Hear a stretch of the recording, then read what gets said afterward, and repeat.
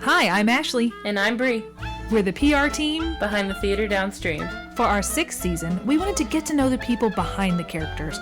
We wanted to get real. Today, we got to sit down with Nancy Ruwet, where we talked about God, codependency, and why Peter Dinklage is the first pin on her Pinterest board under Pretty Faces. Now let's listen to Nancy's story, including her powerful testimony and what she says is the real secret to a happy and healthy marriage. Okay, Miss Nancy, what is your name and what character do you play? My name is Nancy Ruwet, and I play Ruth Clayton. Could you tell us what your day job is? My job is being a mother to my grown children and a grandmother to my 8 grandchildren. And my husband farms on the side, and so I'm a farmer's wife part-time. I'm pretty much a homebody. Speaking of farmer's wife, I don't know if you guys can hear, but you may hear roosters in the background at certain points because we are on my farm. I love it, yeah. What is the best part about being a stay-at-home mom, do you think? You know, my mom always was home when she raised her 6 children, and it just instills such a sense of security. I've always been grateful that my mom was home, and that was what I wanted to do, was be a stay-at-home mom. I want to be the person that picks the kid up from school when he's sick, I don't know. I just want to be available 24/7. And so I've been blessed to have been able to do that. I've raised my own kids, and then when our children had their children, I was able to watch some of my grandchildren while their parents worked. Would you consider this your dream job, or did you have another job that you wanted when you were a kid growing up? Did you think this is what I want to do? Is it always what you wanted to do? You know what? At the risk of sounding really boring, this is my dream job. I don't think that's boring. Yeah, I went to college, dropped out after a couple of years because I've always had this pull toward home. Mm-hmm. And my favorite days are days I don't have to go anywhere. I hear myself say that and I sound, gosh, this has got to sound boring, but it's really who I am if I'm honest about it. And I've never aspired to have a career, so to speak. I can't think of a more important job than the one I've been blessed to do. I think that's wonderful. Ruth says that the secret to a happy marriage is setting boundaries. In the play, what do you think the secret to a happy marriage is, and how long have you been married? Well, as it turns out, I've been married 49 years as of 2 days ago, which is nothing short of a miracle because I very nearly gave up on my marriage about 32 years ago. And my husband and I really toughed it out, and it was a tough struggle that neither of us regrets. Mm-hmm.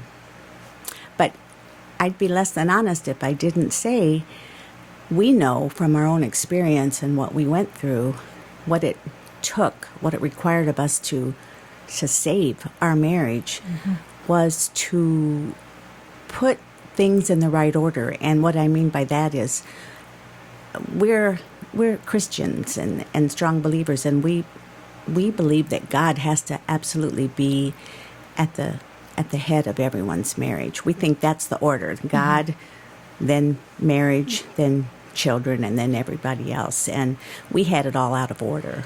And that's why we started to unravel and nearly lost what we'd had for 17 years at that point. So we got the order right, and we'll celebrate 50 years next year. What do you think brought that back into focus for you? Well, this God that we look to and trust put what I call plants in my life. People he planted in my life. Neither one. There were 2 significant women, and neither one is actively in my life today, but they were there when I was floundering and trying to figure it all out. And they were lovely, gracious, gentle, kind, giving women. One was a lady that we hired to clean my house while I was away in a treatment center for something I'd never heard of called co-dependency. Oh, yes. And they, a couple of ladies, my husband found them in the yellow pages, made arrangements for them to clean our house. and they showed up. Nobody was home. They knew nothing about us, and they said they were believers themselves, very strong Christians, and they entered our house and discerned. They told us later, just something really dark in our home, and they knelt by all our beds and prayed for my family. And I later went to work part-time cleaning houses with her and with these ladies, and she prayed for me and encouraged me and heard all my garbage and loved me in spite of it. And then the other one was a lady. I was forced to go back to work as a bank teller.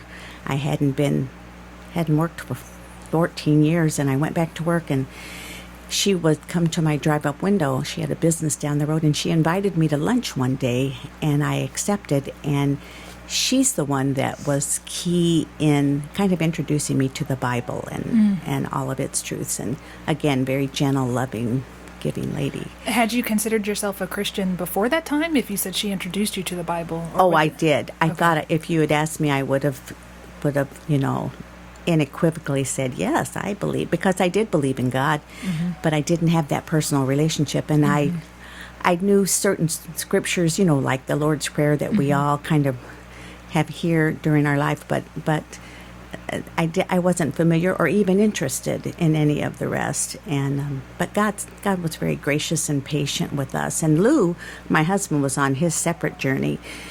He also had his plants in his life, and anyway, we had to just kind of take our eyes off of each other and let the Holy Spirit lead us on our separate journeys until we could come together under one God. So that's good. So it really feels like people sometimes are brought into your life for truly just for a season. Yes. Yeah, there's a phrase out there, people come into your life for a reason, a season, or a lifetime. That's neat. I hadn't heard that. That's true, though. Yeah. What brought you to acting in the world of community theater? What is your origin story, so to speak? Well, I don't remember what piqued my interest. This is going back a lot of years, but I lived in Bowling Green, Kentucky. There was a community theater called Fountain Square Players there. I wish I could tell you how I got involved in that theater. I don't think I knew anyone who invited me, per se. I honestly don't remember. I just know that I got deeply involved in it, and I was in several plays, and I loved every one, it had a negative effect on me, not through its own fault, but because I think, not unlike Luetta, I was in a very codependent marriage with my husband. Again, we're godless, we're just our own little gods, following our own rules and making a mess of our lives. And part of that was I got involved in theater, and I don't remember how old they were, but apparently they were old enough to be on their own while I went to rehearsals and stuff. And I remember wanting to just run off with the theater and make that my life, and kind of put my husband, not my children necessarily, but certainly my husband, just, park him elsewhere, because I enjoyed it. And out of theater, I got involved with our local community as a representative in TV commercials for a grocery store called Houchins, and I was the Houchins lady. And oh, nice. Yeah, and that was fun, but it was all about me. You know what it was? I got a real lust for the limelight. And because I didn't know the Lord light, it was pointed out to me later that I wanted to draw attention to myself. I wanted all the kudos and I just wanted everybody to applaud for me. I always wanted to be the star of the show. I would never seek roles that were less than front and center, and I'm not proud of that. But I just got a lust for the limelight and recognition, and I got a lot of recognition, and apparently I was pretty good at what I did, and all that fed my ego and my own narcissism. And what's really neat about today, because I was out of theater for 30 years or so, in the middle there, and raising my children and and all of that, and rebuilding my marriage.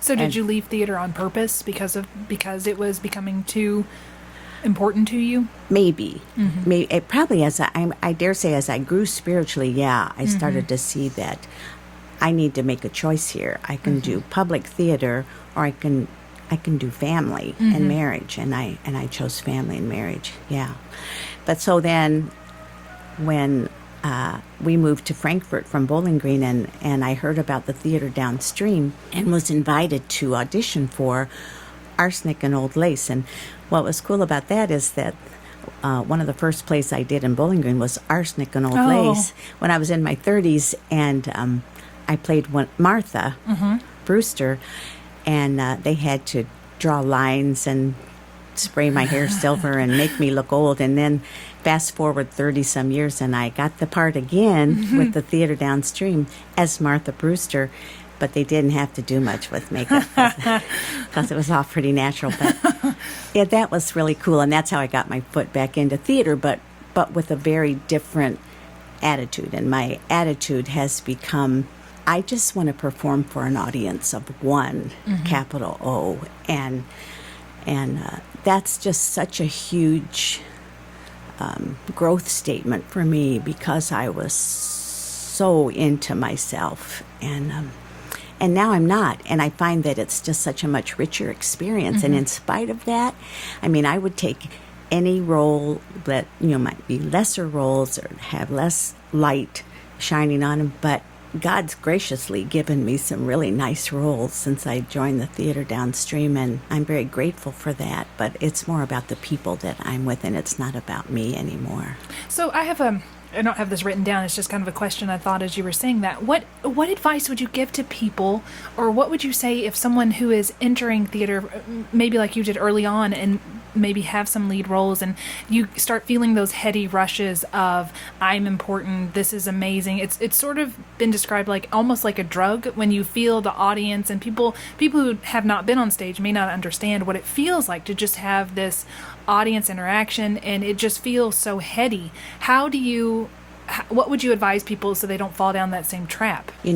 I've witnessed that. It's interesting to know what the reality is based on my own experience, and to see that happen right before my eyes, because I have seen people who get in their first play or their first production, and I know they've been bitten. They've been bitten, and they just can't get enough. But when I audition for a play, before I ever audition, but I know that my intention is to, I pray that God will, first of all, relieve me of the bondage of self, and it is bondage. If He would have me do this role, let me do it for Him, and not seek the glory for myself. But I also always pray that He'd use me because I really believe He's got me here or anywhere else, because He wants me to share Him with others. I don't want to put people off, and I don't want, by any means, but I just say, let your will be done. And if there's something you would have me say or do, then let me know what that is. Just use me. I'm willing to be bold for you. And so that's when I would offer to pray backstage before we go on, or if He puts those people in front of me one-on-one, I am eager to share, but I haven't gotten the feeling that He wants me to approach anybody and say, Psst, come over here, I want to tell you something. But I mean, if He does, I would. I just haven't gotten that. I'm there. He knows, God knows I'm there for Him. I want it to be about Him and not about me. And so as I do observe people, I figure if He's got somebody in particular He wants to give a message to through me, He'll put him in front of me and give me an opportunity. He's faithful to do that. Do you have a dream show or a dream role? And when I say that, there's lots of, some people say, oh, this is my dream role, and they have like 10 dream roles. I really feel like you can only have one dream role. You can have a bucket list, but there's one that's like, if I could only be in this one show, this would be my dream. Do you have any of those? I wish I could tell you I do. I don't, that I can think of. But to be current, yeah, maybe if there were one, I'd love to be Ursula Oh. in The Little Mermaid. I think that'd be fun. I always thought it'd be fun to be the Wicked Witch, and that was an unexpected gift. I didn't ever imagine myself doing that, so it was so cool to be that. And that will probably go down so far as my favorite role, perhaps because it was just challenging and fun. And I can't think of any. I can think of plays that I've been in that I wish we could do again. Yeah, what are some of those? Well, a couple of them, and I don't know if anyone would ever have heard of them. One was called "You Know I Can't Hear You When the Water's Running," and I think it was a vignette. You know, it was a collection of small vignettes, and that required all ages and personalities. And then there was one called "The Dining Room." Yeah. Do you know I've The seen Dining that. Room? Yes. Well, that was fun because Did you do it where it was just a dining room and then all black? I've seen it done two different ways, where they have just the dining room table and everyone's wearing all black and they play all the different roles, and then also where they've done it full on. Yeah. It was full on. It always took place around the dining room table, but we were in different costumes. Like I remember, I did everything from a child's role to, an adult, and that was a fun. I'll have to relook at that one. I remember seeing that years ago. Yeah. But, we're always looking for what plays can we do, what different things can we do. I remember my first play, Yeah. and it was a Chekhov. It was a collection of Chekhov small plays, and I was in two of them, and one of them was a young girl auditioning for, maybe it was Chekhov, and that was really neat. I got to audition, in the play, and then the other was a comedic scene, and it was a dentist, and I was a peasant woman, and it got very physical, and he's trying to pull my tooth, and it was just silly and fun, but that was a really fun thing to do. I enjoyed that. Oh, and then the one I look back on and say, I can't believe I did that, was we did the stage version of Some Like It Hot. Is that what I mean? And I was Sugar. It was called Sugar. And I played Marilyn Monroe. Oh, nice. Yes. And this is before I was, this is still when it was all about Nancy. And so I put on the blonde wig and the big red lips and a camisole. I mean, it was kind of scanty stuff back then. But that was fun. I did a lot of singing and that sounds fun. Yeah, it was fun, and not something I would ever have imagined myself doing. But so I have I've been fortunate. I've had a lot of versatility in my roles. And it's fun. You have. Yeah. Do you have any other hobbies or hidden talents? Gosh, I wish I'd studied for this. I'll think of them all later. I consider myself to be quite creative, and so I've had fun with my grandchildren, and we've created things. I was gifted with. I love to write, handwriting. You have beautiful handwriting. Thank you. It's just fun. But I think people should pay you to write things. And I've tried. Yeah. I've tried to promote that. Yeah. To, I remember making a poster and putting it around in all these print shops and stuff, and I got no bites on that, really. I've done wedding invitations for people and stuff like that, just as a gift, but I do enjoy that. Yeah. If you could live in any era, what era would you live in? I am fascinated, and for as long as I can remember, always have been fascinated with the pioneer. I was going to say, I was thinking of this last night, and I am just obsessed with the 1860s. Me too. Oh my gosh. The Civil War era, all that wagon kind of trains. Stuff. Yes, if they could have penicillin settlers. and safe stuff, I would want to go back then. Yes. And there were so many intelligent people. We had Abraham Lincoln, we had Annie and Helen Keller. Brilliant people were in the 1860s, and it was just amazing to me. Everything I read for fun just is all 1800s. It's fiction, but it's historic fiction. And I love stuff like that. Just love it. I can't get enough. Have an insatiable appetite for all of that. Now, and you know why? Because it's so romantic. I love that women didn't show their ankles and that, and modesty. Yeah, it was modesty because that is so romantic. And here's a confession, especially when we're talking about Sound of Music. I love the Sound of Music until the intermission. When they get married. Yeah, because then it's ho-hum, all the mystery's gone, all the sexual tension out. No, just give me the first half. I don't remember the last time I watched the second half. I don't care if they make it. So when you get up and walk out at intermission, I won't be offended. Nancy's just done. But I love the first, all that. She'll come to every single first half. Right? And that's what I love about historic Christian novels set in the 1800s. It's all sexual tension. It's all falling in love. It's all taking a peek at that ankle and that little, maybe that neckline that's just a little bit too low or something, And by too low, you mean like a little below the collarbone? Yes, yeah. There's a little collarbone showing. Yeah. And then, no cleavage probably, but then they, and you get to, usually the books end with their marriage. But That's you why don't they go end into there. the bedroom with them. No. Well, maybe you do mentally, but you don't see anything or read anything. I really do love that.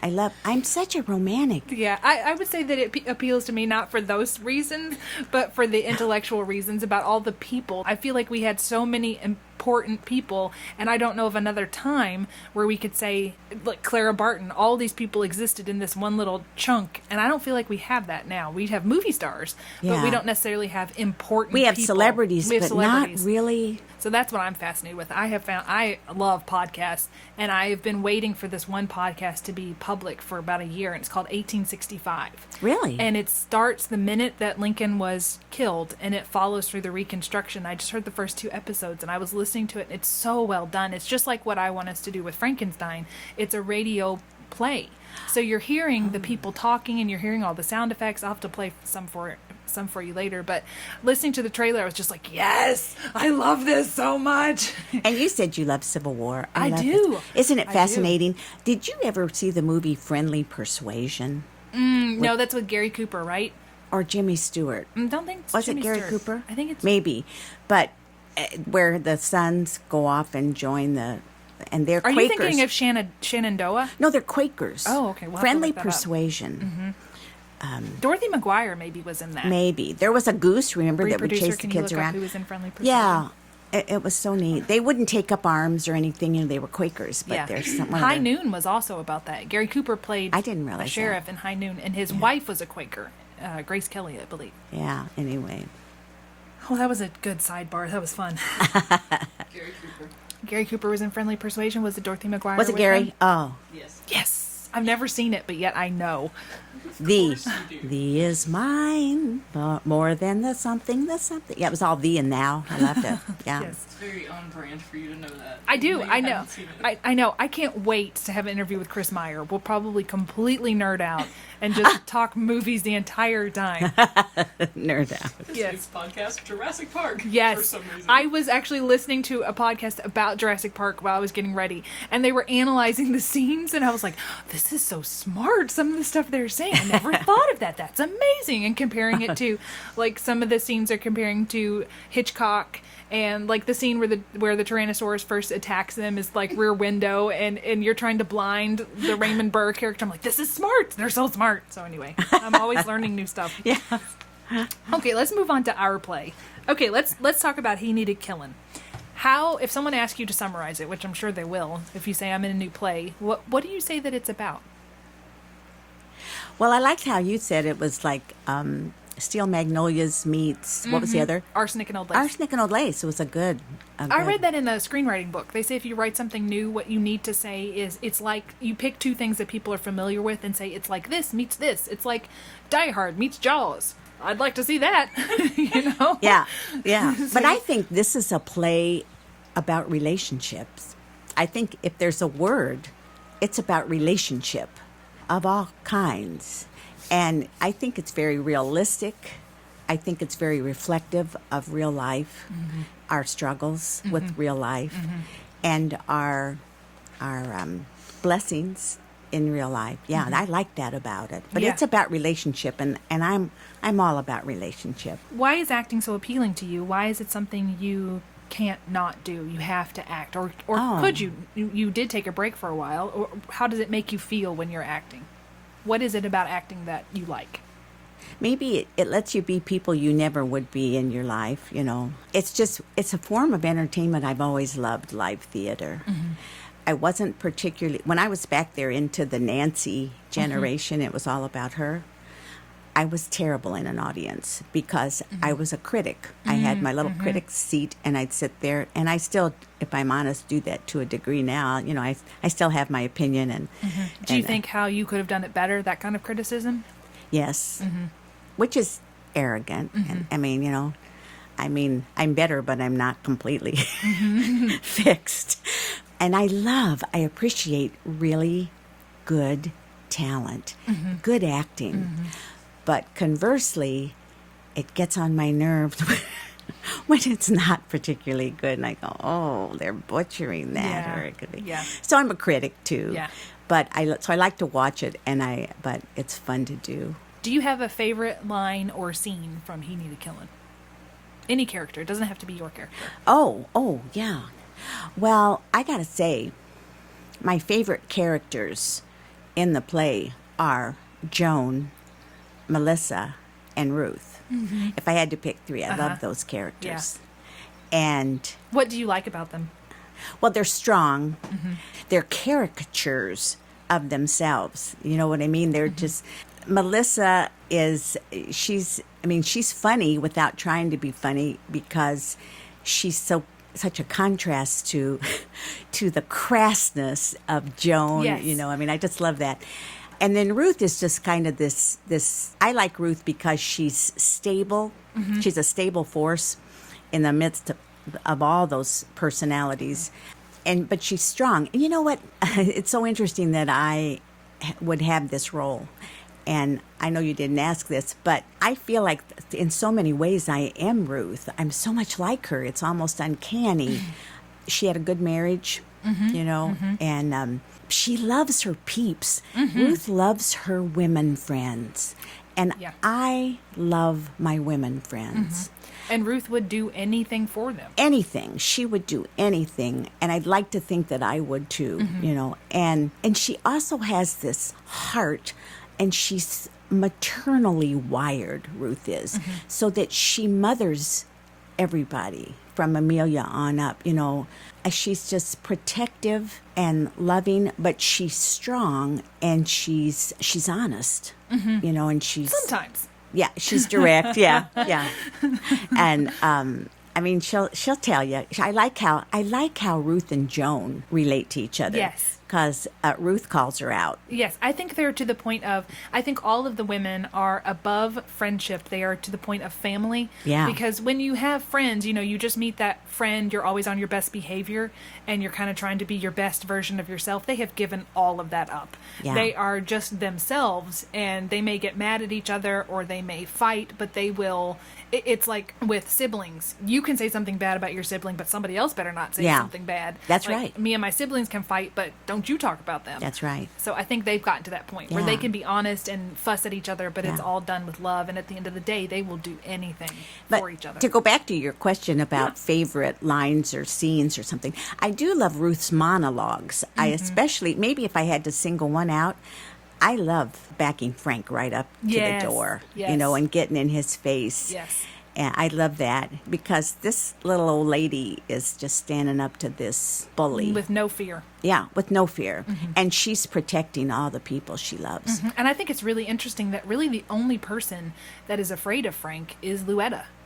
Really. Yeah. Oh, yeah. The other ladies everybody else will talk to him and say anything. Melissa's uncomfortable around him, but I don't think she's afraid. Yeah. And Luetta is really the only one that I feel like is afraid. Yeah.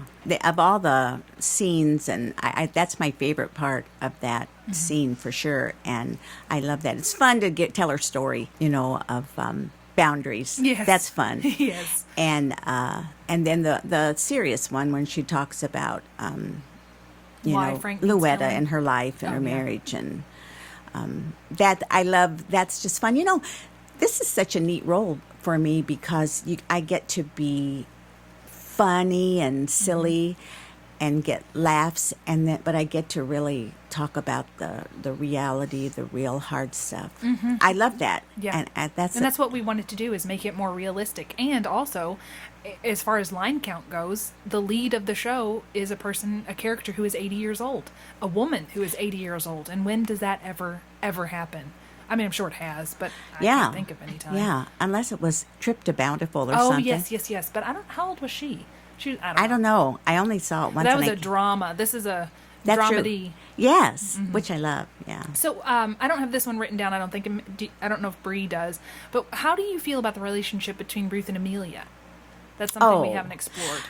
I love that, and I love it more since you guys gave us, encouraged us to make it more loving and physical, because that changed everything for me when we had that conversation after rehearsal, because I just felt like I was limited to what I could do, and I wanted more, because I am I'm a very physical person and affectionate, physically affectionate, So for people who haven't, obviously no one has seen the show yet other than us, Amelia is the great niece or niece. It's really undefined. It can be either one. And kind of the child they never had. The child they never had. She lives with her aunt, and her last name is also Clayton. So she's actually, in my mind, she's related to Walter, her husband. Oh, so they're actually maybe not blood related because they have the same last name. Yeah, and she may be all I have left of Walter. Yes, it could be.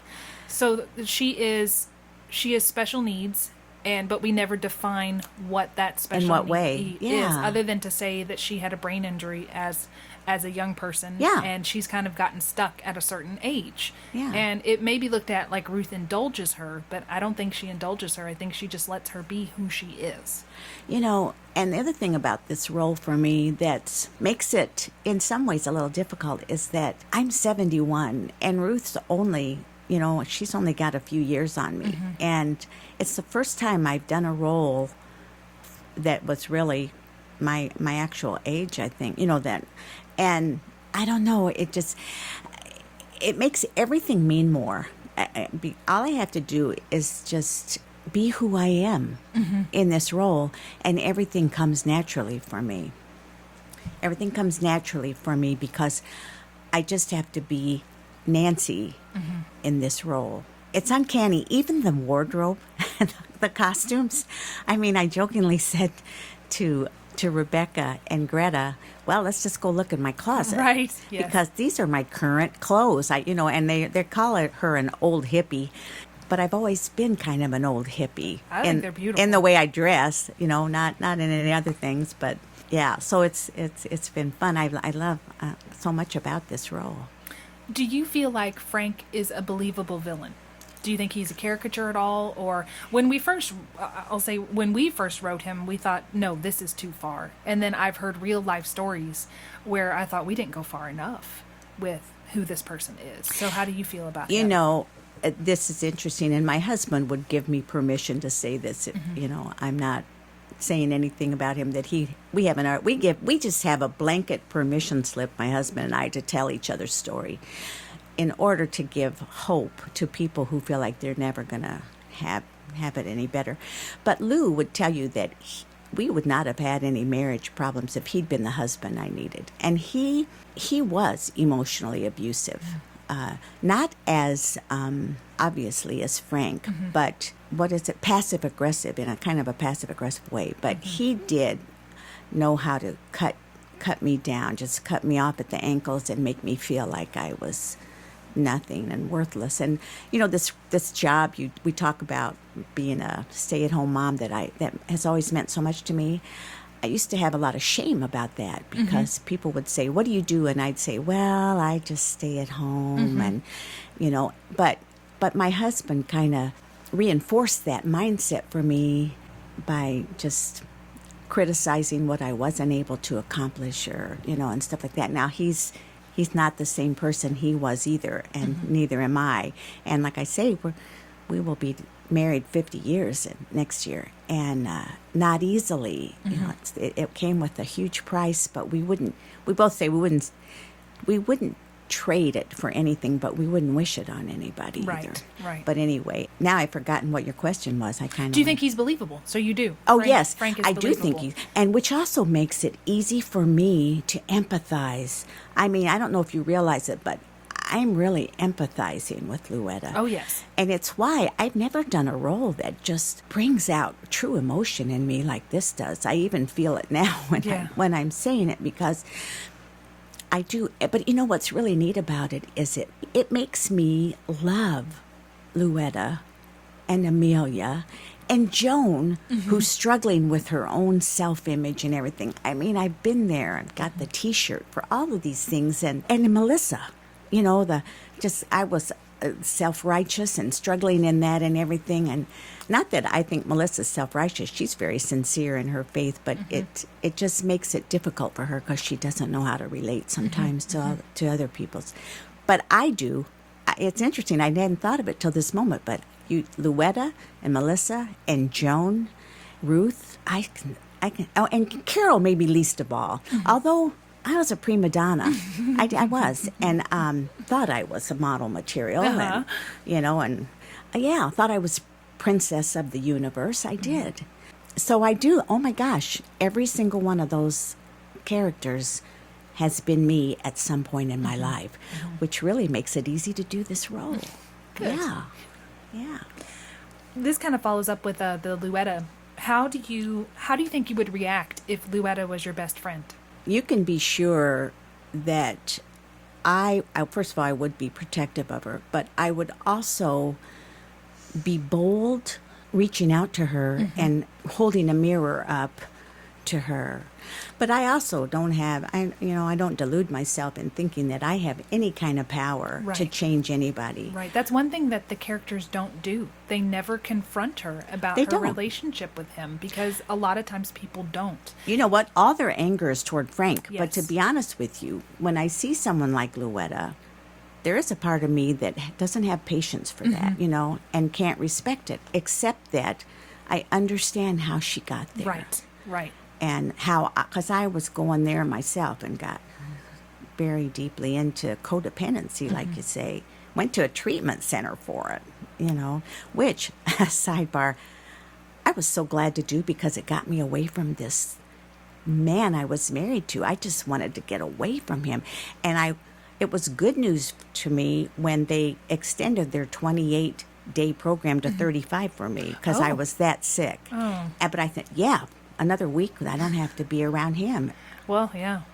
And our agreement was when I got out, he'd move out of the house. We'd try a separation. So I'm thinking all the time I'm in treatment that he's going to move out. He picks me up and he says, I'm not going anywhere. If you went out, don't let the door hit you in the butt as you leave. Yeah, we have a lot to our story that you've never heard, but just trust me, I understand Luetta. What do you think the audience will be thinking about in the car ride home after they've seen this show? Oh, I think it's definitely a play that people will give thought to. After you see a good movie, then you really rethink it and you revisit it, and sometimes for a few days. At least I do. I think it depends on who they are. I think some people are going to recall all the silliness and the slapstick and the, all the comedy, the comedic part of it.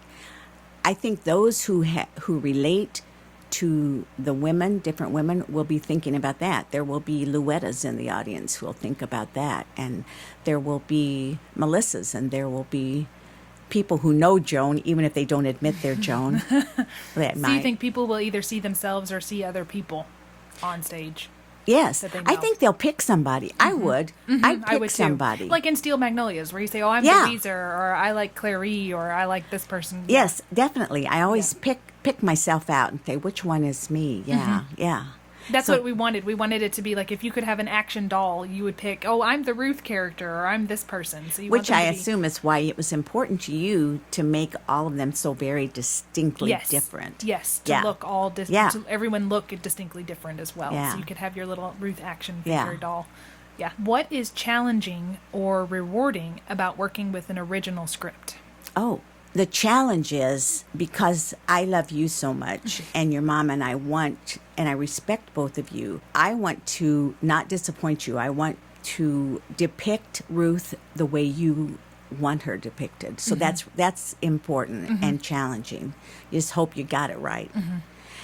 And then the reward is, first of all, that you would even choose me to be in this cast is a wonderful gift and a wonderful compliment. And so that's the reward, is that what a compliment that this play that you've written from your hearts and your life, that you would choose me to be part of it. So yeah, that's the reward. It's just the gift of that. Well, you're doing wonderfully. Thank we you. could not have tailor-made a better Ruth. Oh, thanks. You're sweet. Thank you. If this gets made into a movie, who would you cast as Ruth? Oh, wow. I'm a huge Betty White fan. Oh. I am a huge Betty White fan. And sometimes I feel a little Betty White-ish. I do. And you know, there are some expressions I make that I feel my Lucy Ricardo coming out. Oh, my yes. Lucille Ball The coming. no. Yeah, no. No. Yeah. And the cheesy grin and some of the expressions when I find out it's daylight savings and stuff like that. But yeah, I mean, the first person that came to mind was Betty White. That's a good choice. What do you think makes a good scene partner? My favorite scene partners are the ones that I know are on the same page. They get it. Mm-hmm. They get what the directors are going for, and they deliver. If there's a character that I think, in my opinion, is missing, it's just got it all interpreted wrong, that's so hard for me. Mm-hmm. And I have to restrain myself from standing up and taking on the director role and say, no, you don't say it this way. Obviously, it's wrong. Yeah, don't you see? So I just love working with people who get it. They've got a good grasp of the character. They know what the director's going for, and they're delivering it. Mm-hmm. Those are the scenes I love to do. Mm-hmm. And they've got my back. Do you know in Pride and Prejudice when Laura... Mm-hmm. Well, I dropped, I don't know how many lines. There was a whole segment. I went from here to here. I went from A to like S. And there was a moment of silence, and then she picked right up, jumped ahead. That part was left out, but I knew where we were going. Are you talking about Laura that played Lizzie? Yes. Okay. Yes, I will never forget that because she saved that scene. Mm-hmm. I mean, I just had it's like a blank slate eraser came, and I went, and she saw it on my face, and she gathered it up, and she said, and we went on from there. That's really good. So I really respect her, and she was talented anyway. Yes. And she already had my respect. But yeah, that's the kind of person I want to do a scene with, who's not going to go, oh my gosh, and won't make you feel bad about it later. Yeah. No, in fact, I apologized to her, and she said, oh no, you did great. You know. We tried to write realistic characters, so they will have strengths and weaknesses and flaws. So we know that Ruth is a lot of good things, but what do you think Ruth's flaw is? Flaws. I have a sister. I adore her, but I can't trust her to always tell me the truth. She will tell me what you she want doesn't to want to hurt hear. my feelings, so she will flat out lie, and I know she is. So I think Ruth might be a flaw. Is she'll say what she thinks you need to hear or something, even if it's not the truth. Right, the whole story about Walter. Yeah. So in the play, Ruth rubs elbows with the Kennedys. Have you ever met anyone famous? In Bowling Green, I worked for a company called Balloonagram Company, where they deliver balloonograms and costume and stuff, and I did that for a while. And Nick Wilkins, who owned the business, had gone through Barnum and Bailey Clown College, and this was one of his buddies from there. Oh. You won't believe this, and his name was Antonio. Years before, I'd been down to Florida. Sally, my sister, the liar, lived in Florida, and she's gonna love hearing this. I know. Sally, the liar, says. We went to see the Clown College or something, and they did performance, and I got the hots for this little guy. I mean, big crush. I've always liked him, and I got just this big crush, and he walked into the office years later. It was the same guy. I'm just going, oh my gosh, it's Antonio. And I had the hots for him. Isn't that cool that God did that? Oh, He had a I little got to present. meet him. I have an interesting thing with celebrities and elevators. I have ridden an elevator with Donny Osmond and Corbin Burnson. Oh, wow. Yes. And we were the only ones on the elevator. When me in the first You mean case, like you and Donnie? Yes. Were the only ones? Well, no, it was my Aunt Barb, myself, Donny Osmond, and his security guard. So we were in Atlantic City, and I spied him in the lobby. And I told my aunt, I was like, come on, let's go. And she's like, what are we doing? And I said, come on, follow me. Jumped on the elevator. We jumped on the elevator, just acted like, yeah, we're going somewhere. And it was so funny because Donny Osmond is so tiny. And he was on his cell phone, and he stayed in the corner on the phone, I'm like, there's no reception in elevators, so you're not fooling me. But his security guard was standing right next to him. We weren't going to talk to him or anything. We just rode the elevator with him. That was it. And we got off on a floor like that's where we were supposed to be. Cool. So I know later I'll think of people I've met and I can't now, but I do remember Antonio. I think Peter Dinklage is... Who? Peter Dinklage. He's in Game of Thrones. No, yes. He's on my Pinterest, Pretty Faces. He's so handsome. He's my board called Pretty Faces. He's the first one. He's so handsome. Oh my gosh. Oh my gosh, see? Right? Isn't he handsome? He is handsome. What is the last thing you do before you go on stage? What's your pre-show routine right before you go out? Is there anything you say to pump yourself up or... I pray. I say a little prayer. I do too. Yeah. Very much. Okay, let's do a little rapid fire to wrap this up. What is your favorite meal? Dumplings. Chicken and dumplings. That sounds good. What's the most quotable movie you've ever seen? I don't know, Mrs. Doubtfire popped into my head. Yes. Hello. I know. What is the best book you've read lately? Well, I can't any of a number of historic Christian novels about pioneers. I've just got a bunch, but no name comes to mind. Okay. If you could have any animal as a pet, not a dog or cat, any animal, what would you pick? An elephant. What is your best advice for other actors? Do it for an audience of one, capital O. If you could tell the child version of yourself, if you could go back and talk to little Nancy when she was a kid, what would you tell her? Love people. Whatever that looks like, love people. Mm-hmm. Okay, last one. If you knew you could not fail, what would you do? I'd bring others to Christ. I hate to be so religious, but that's where I am. Hey, if that's what your heart is, that's the answer. We just want the truth. Yeah. Yes. Excellent. Excellent. Anything else you want to share or anything I didn't ask you? I don't think so. I'm really delighted with the way the question went. I didn't expect this at all. Mm-hmm. I thought we were going to talk more about Ruth and less about Nancy. Though. So that's good. We did. We talked about both. We did both. I thought that was an excellent interview. Join us next time where we have a conversation with Juliana Daughtery, a fearless 16-year-old. Except when it comes to roller coasters. Who learned how to let herself go and use her knowledge of combat both on and off the stage. He Needed Killin opens July 26th and runs through August 4th. General tickets are available July 1st, 2019 at www.thetheatredownstream.com. Special thanks to Nancy Ruwet for appearing today on Getting Real, and to the sponsors of He Needed Killin, Cedar Lake, Starview Greenhouses, and United Citizens Bank and Trust. This episode of Getting Real was executive produced, hosted, written, and edited by me, Ashley Raymer-Brown. It was produced and co-written by me, Bree Heightchew. Sound design by Josh Martin. Music was provided by Final Cut Pro, and artwork was created by Ashley Raymer-Brown. That's me. And Bree Heightchew. That's me. Getting Real is a separate entity from the Theatre Downstream. The thoughts and opinions of the hosts and guests are their own and do not reflect the thoughts and opinions of the Theatre Downstream. Thanks for listening.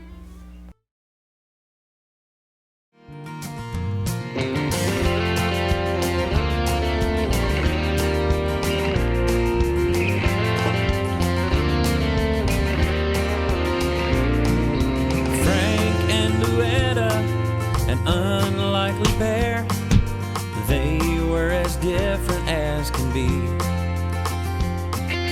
Frank was a two-faced, blowhard jerk. Louetta as lovely as a dream. And why she married him is lost on us all, and why she stuck around was hard to say. Louetta is too kind to ever say a word, and Frank wouldn't listen anyway. I'm waiting for this.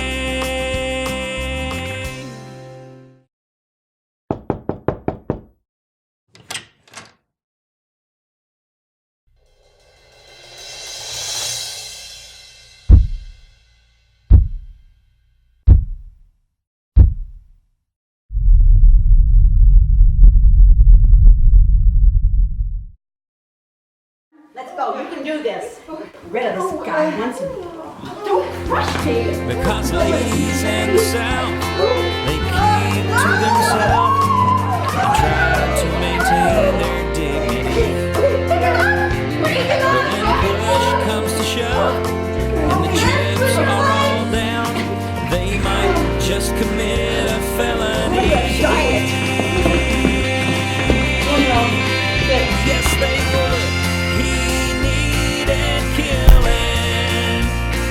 even if no one was willing.